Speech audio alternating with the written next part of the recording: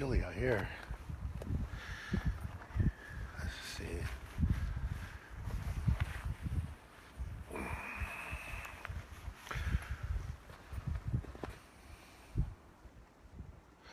Bawari bakwararo hima, bawari bakwararo hima, hangavaro we yamane yamane, hangavaro we yamane yamane, bawari bakwararo hima, bawari bakwararo hima, hangavaro we yamane yamane, hangavaro we yamane yamane, hayawane napija nanishtahai yarawa mogoi nanishtahai bunii diapa nanishtahai pa pijapa nanishtahai humiara numaga, sending blessings to all our relatives in the four directions. I'm not sure if you guys can see this. That is, I got as close as I can. If I get any closer, I'll get stuck. Where I'm showing you here, this is some of the closest teepees to the line. The next one is called Heyoka Camp, which is on the other side. So that's I'm down here probably around maybe half a mile. That's the Dakota. Those are the lights you're seeing from the pipeline right there across there. A lot closer than normally I have to walk down here. But if you can see, I'm gonna point you in this direction as they see. This is where the line sort of starts. I'm gonna go right here, and when I'm gonna stop, you'll see a vehicle moving. They're patrolling along the Heyoka Camp, which is right along the river. This, where I'm pointing you exactly in the front, is the top of the sacred site. I'm gonna jump in the vehicle because it is really cold here. And I want you guys to see a little bit what's here. This is where people are, what they're staying in is teepees, military tents. Very beautiful here, very beautiful.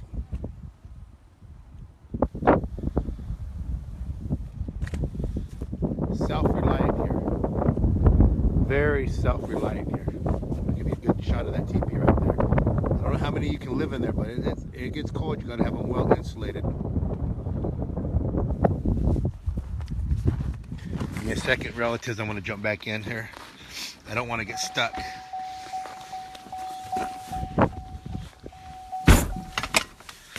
Woo. Okay. There we go. So I've been going around visiting people in camp and making let me get this ready here.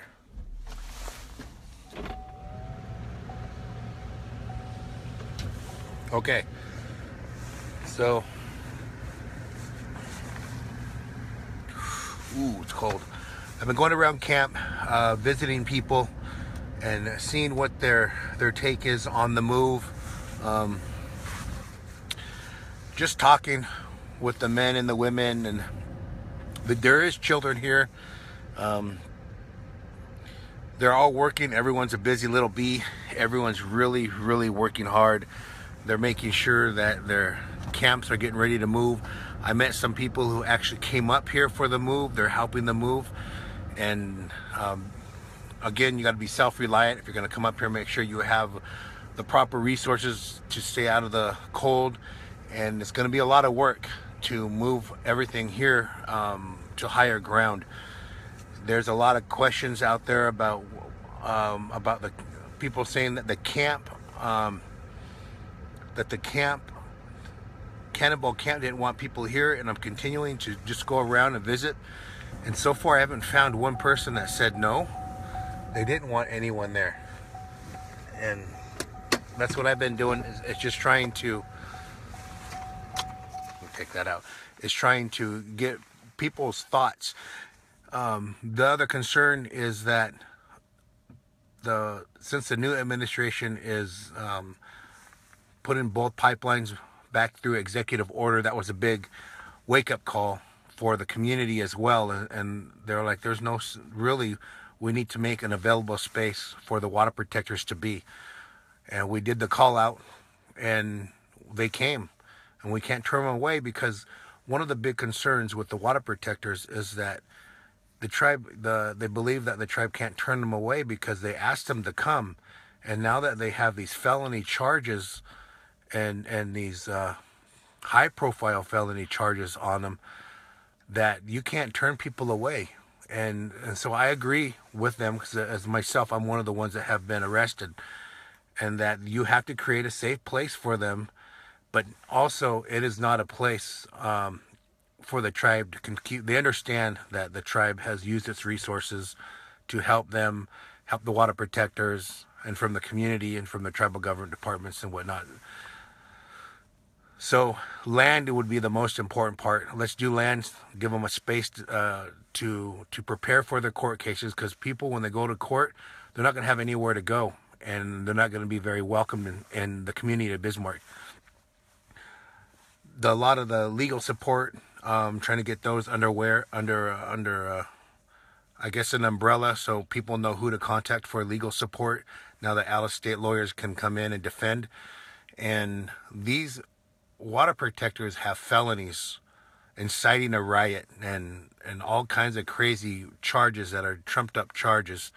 So we have to be very aware and mindful on what their needs are going to be when they get here, and to make sure that they're well represented in the court here. But we're seeing also this court is violating the due process, last minute court dates, and then sending out warrants.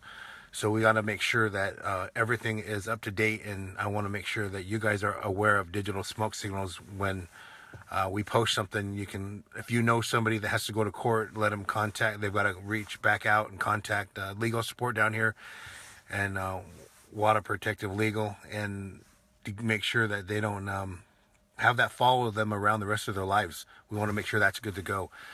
So the camp, though, is I've felt nothing but love. I've been walking around the camp, and they understand. We talked about the front lines, and I let them know a lot of the outside community, that's all they see is the front lines, and they only see a few handful of people doing live streaming. And so they were like, you know, they're self-reliant. I spoke with a lady. She was fixing her little yurt and cleaning the snow out around it, and, you know, taking care of herself, the daily things that you do in this self-reliant place. You're making sure that you're taking care of it, and your neighbors are taking care of it, because you guys are together and self-reliant. And this weather, the snow goes, you know, up to 6 feet high in certain areas. I just drove through an area where the snow was about 4 feet high on the side of my car. It's an SUV. So it is deep snow. They got little Honda generators running, and I'm going to go back and have dinner with them over on the Rosebud side, and have some coffee and laugh around, and a few of the people in there, the relatives I know. So it was very good. Higher ground is definitely in the move right now. So I think that's what we need is people. I want to coordinate a time when some people will be able to come up, and they'll know where to go to come in and help people. So the need right now is to help get everything ready. And I think what's important is that we have people that come up, and even if they stay at the casino, the good thing is that if they stay at the casino, that will bring revenue to the tribe as well. But it'll also have a place for water protectors to go and shower, and so we can communicate. And then they don't have to be self-reliant. They're in the casino, they're in the hotel, and you know, you can get up to like 10 people in those hotels, and come down and do the cleanup and do sections. So I did some aerial footage of the camp, and I'll hand that off tonight. I'll put it online, and then hopefully our leaders will be able to section that out. And community leaders, everyone's a leader. What I'm hearing here is that there's no one leader, and everyone's working together, and I think that's really, really good. I went over to the medic tent and checking out over there, see what they're doing, and checked out over there at the dome, seeing what they're doing over there. Got to go visit with Grandma last night and had dinner with Grandma. And so there's a lot happening here. Everyone's still moving and shaking and then taking care of each other. I will ask her. I want to answer a few of your questions. I'm still gathering information as I go, and continuing to hear about what's happening here at. I'm in Rosebud's side right now, and Osheti's on the other side. I'm going over there in a little bit. So make sure you're self-reliant and work together. So we gotta do something together right now to work with all of the different states and caravan in and say, okay, we're here to help. What do we do? Got to have shovels. Main one, big shovels.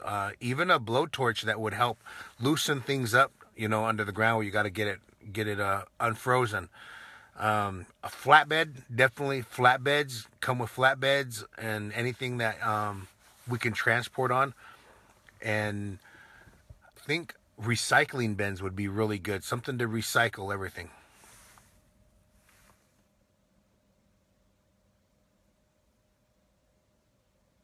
Vaccine house, okay. Let me look at that. Vecino house to water protectors. A lot of teamwork.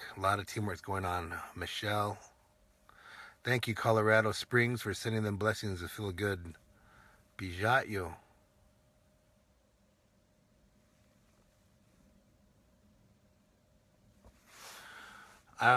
Not sure, Sherry. How will Morton distinguish the cleaners? Not sure about that one there.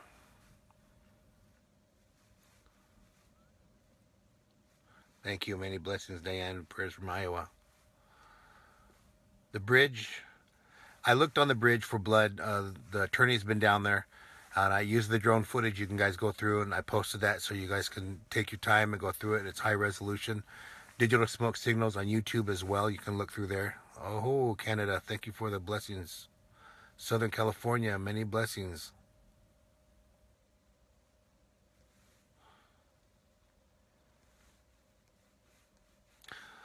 So,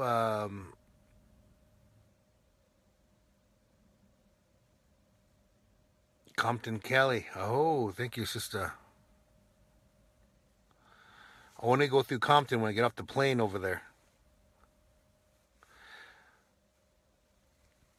I defunded from Wells Fargo kind of late, and we tried to pay some bills, and I had no card, and I felt kind of like, wow, we're so connected to the outside world. When I got to Cannonball or when I got to Standing Rock, it's hard to decolonize.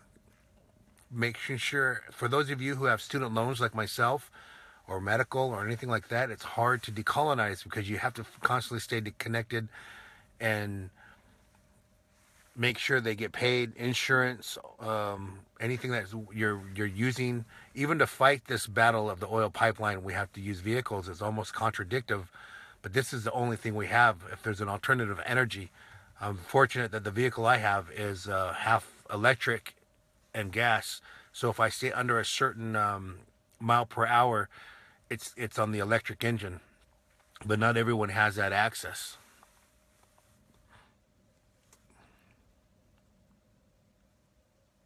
Oh, Michelle, thank you.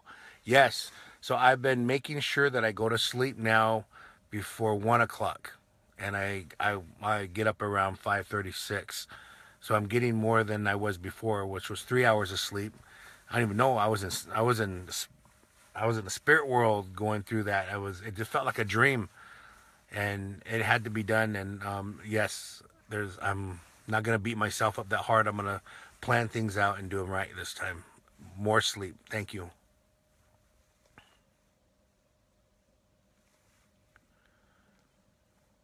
Oh, Australia. That's a long ways away. Thank you, Australia.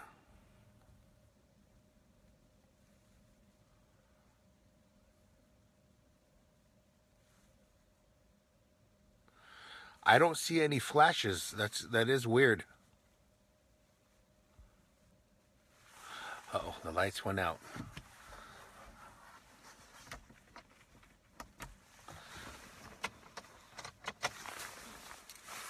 Okay. I'm just going through here, relatives, and just looking through. Let's see, here we go. Okay. All right. I'll do another update tonight.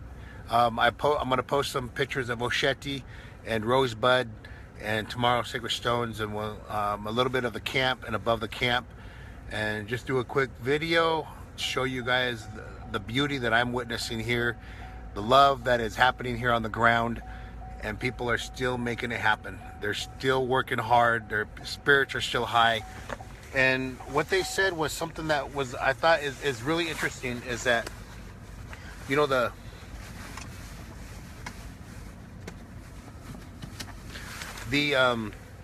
what you have been witnessing on the bridge with the people talking and yelling and cussing, and they were sharing with me that people are on the bridge. They are telling them to be respectful, and there's a few out there. They did chase a few of them off, and they said that to let people know that they need those elders back. You know, they need those elders to come down and role model teachings, not chew them out and anything like that, but they need those elders to come down and show the love, to show the role modeling what an elder is, and that they realize that we have a generation of historical trauma, you know, and I shared that was taken away from that certain age bracket where they went to boarding school, and what that meant, and a lot of the parents that don't hug their kids and don't say I love you, and the hard things that came with that oppression of 500 years. So we have to show them compassion, but it appears that our generation is becoming that stage and having to fill that role, and they need that. Our young people need more role models. And I like what the women were saying here that I spoke with, a few of the women and several of the men, is that they feel good here. The propaganda things that are happening, they didn't know it was that bad outside. But you know, I let them know people don't know what to think because they're not here. So if that's all they hear, then they're going to have to follow through more and giving them more updates on the current status of the camp. And this is a sustainable, self-reliant camp. Like my camp has solar panels, and you know, I've got what I need is a generator and things that I need to stay warm there. And some people have just a teepee, so everyone's different. Some people have a yurt, some people have a Cabela's tent, you know, but they're making it happen. And so the people here, some of them are maybe up to like 7 to 8 people in one yurt, and they're trying to stay warm in that time. And I think it's a very beautiful time to be in a resistance prayer camp and to role model what sustainability is as well. So right now I'm on the reservation side, and I want to find a gentleman, and I want to bring this attention to you guys, is that he talks about how when they went over to the Turtle Mountain to pray, how they were surrounded by snowmobiles, and that those snowmobiles boarded his truck like pirates, broke his windows and arrested them.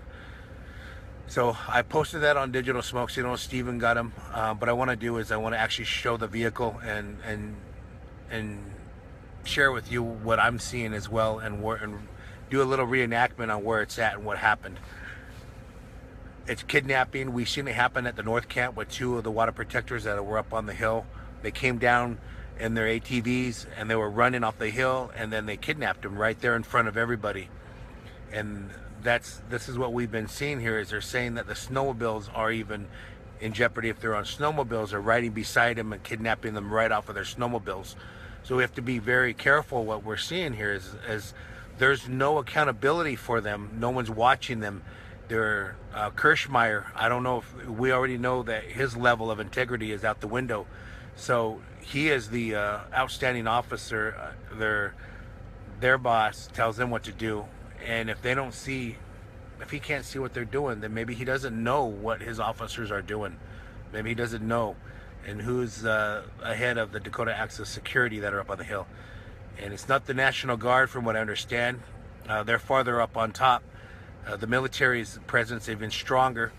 Or a little bit early, I showed the video, pictures of the military helicopter now that I've seen So it's stepped up a little bit, and their technology, they're using everything they got and more. And they're going to try to request funding as well. They didn't get it when the Obama administration was in there, but they're pretty sure they're going to get it now. So many blessings, relatives. I'll give you guys another update as I continue to fact check a lot of what's happening here. There's a lot of work that got to be done right now as I go from camp to camp, yurt to yurt, tent to tent, and just chat, have coffee, laugh, and visit everybody. Good medicine, strong, good medicine. And the stories there. Again, I wanted to share that story last night with the elder. I sat with him, and he shared the story of the camps down here, and I encouraged him to come down here and share that story. So he was laughing, just a lot of enjoyment that everyone was here, and he got to share stories with the water protectors. So I'm seeing a lot of love. Is the government sending more BIA agents to help DAPL? You know, we did document there's another vehicles on the reservation. I'm not sure who they are, so I don't want to create anything that's not there. I have to physically go see it, be around it, interview. They don't like me. They don't like us asking questions. I don't know if they like me, but they don't like us asking questions.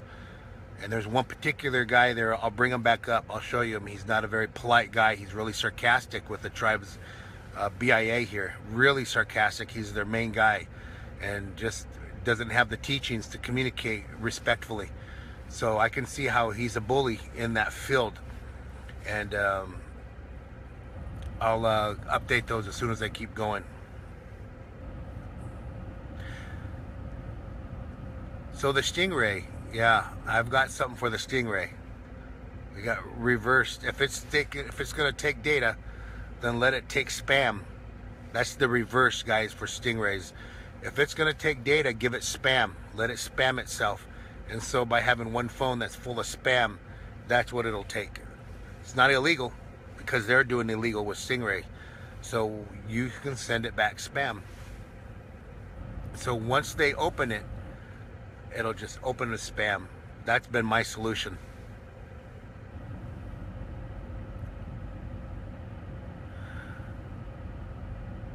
Facial recognition, wow. Yeah, well, Facebook felonies are real. Morton County has been doing Facebook felonies. A lot of the water protectors have been getting the warrants in the mail from their Facebooks. So yes, they've been doing it. I don't think they're doing it through you guys, because I don't think they have that capability. But we're gonna do the best we can. Keep your best foot forward, and check in with people, and make sure everyone is okay. Bridgewater, many blessings. Thank you, sister.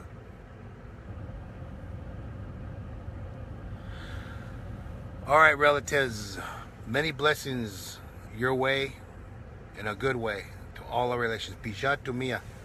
And I'll repost again tonight the videos that I got of the camp today, of the full encampment that was aerial footage. And people are working hard and cleaning. So if you're going to send anybody, vet them before you send them out. We want people, work with a group. And I think that maybe that should be the goal here, is to, you have to be a part of one of the groups. Okay. Aho.